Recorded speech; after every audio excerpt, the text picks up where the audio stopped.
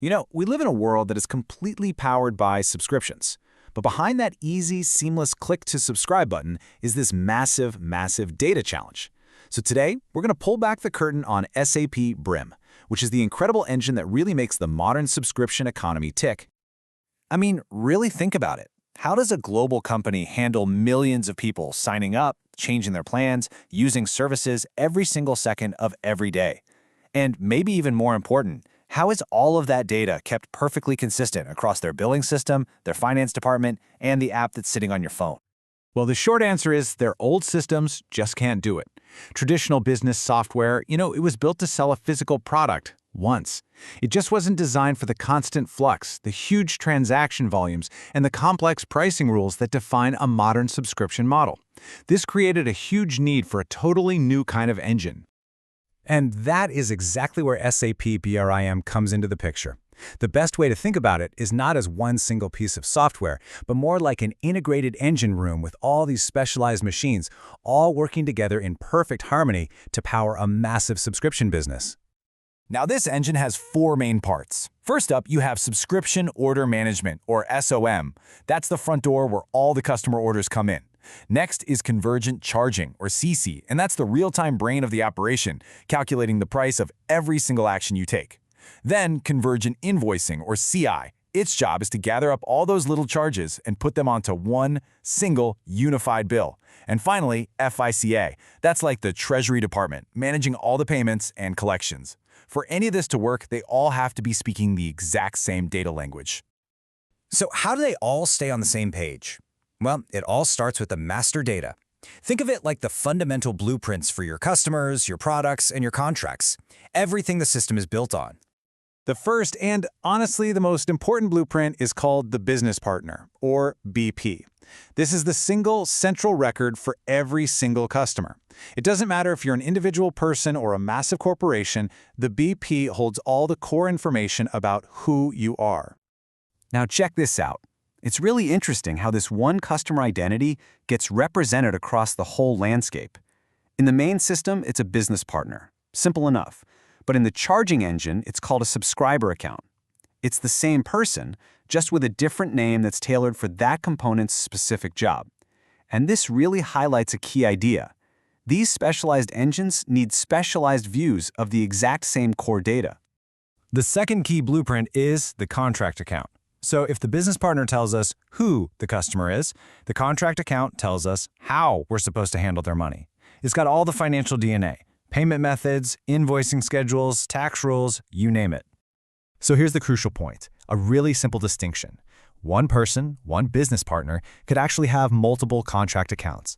Maybe one for their personal Netflix subscription and another for their business account, and each one has totally different billing rules. The BP is the who and the CA is the how.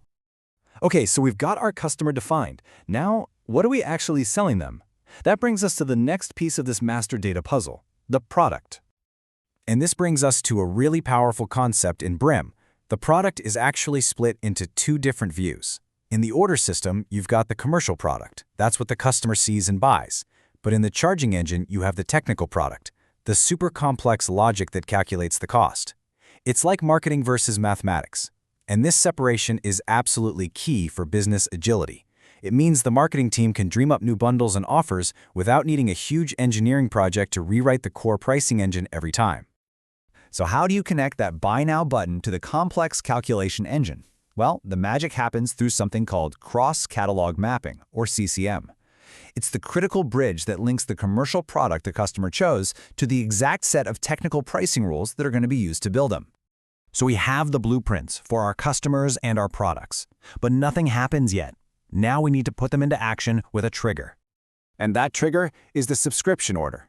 When a customer signs up, this is the document that gets created. It pulls together the who from the business partner, the how from the contract account, and the what from the product. And once it's accepted, boom, it becomes a legally binding contract and the whole engine roars to life. Okay, so we have all these separate components, right? All this master data, these transactional triggers, but the real secret sauce, the thing that makes this entire architecture actually work, is the art of keeping everything perfectly synchronized in real time. I mean, just think about it for a second. How does that separate charging engine, which might be on a completely different server somewhere else in the world, how does it find out instantly that a new contract was just created in the order system, so it knows to start tracking usage right away. The answer isn't magic, it's just incredibly clever engineering. The system relies on these automated frameworks that are designed specifically for replicating and distributing data between these different components, the absolute moment that something changes. Let's look at a concrete example using that master data. When a brand new business partner is created in this central system, a process called the Data Replication Framework, or DRF, immediately kicks in. It automatically packages up that new customer data and zips it over to the charging engine. And the result? The customer instantly exists in the charging system as a subscriber account, ready to be billed. It's that fast. But what about the contract itself? The actual transaction?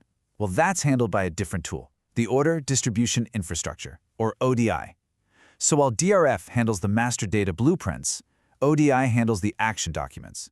When a contract gets activated, ODI's job is to shout out to the charging and invoicing systems, "Hey, a new service is active, start your engines." And the entire architectural philosophy, the whole idea behind this, it really boils down to this number, 1. One single source of truth. The customer is created once. The product is defined once. The contract is signed once. And from that point on, everything else is a perfect automated mirror, which ensures every single part of the engine is working with the exact same set of blueprints. This invisible real-time synchronization, it's not just some technical feature. It is the fundamental backbone that allows a distributed, highly specialized system like this to function as one cohesive unit. It is what enables the incredible scale and flexibility of the entire subscription economy. It really makes you wonder, as more and more of our world moves to an as-a-service model, from cars to healthcare, you name it, what's going to be the next great data challenge that demands this same level of perfect invisible integration just to succeed? That's something to think about. Thanks for tuning in.